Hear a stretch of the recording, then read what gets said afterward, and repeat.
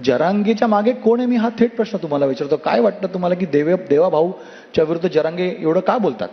नाही, हे तर जरांगे पाटीलच सांगू शकतील की त्यांना दिवसातनं 3 वेळा मी का आठवतो.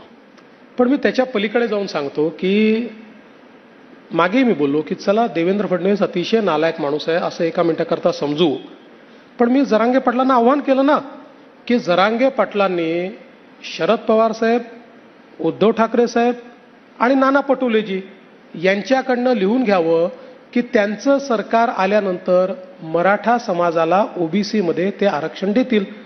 हे जर त्यांनी लिहून दिलं, मला नालायक ठरवा, माझं सरकार घालवा आणि त्यांना निवडून आणा आणि त्यांना हार घाला. अरे ते तोंडाने बोलायला तयार नाहीत, लिहून देणं तर सोडा. एका ठिकाणी तरी मला त्यांचं स्पष्ट स्टेटमेंट एका ठिकाणी पवार साहेबांचं स्पष्ट स्टेटमेंट हे दाखवून द्या.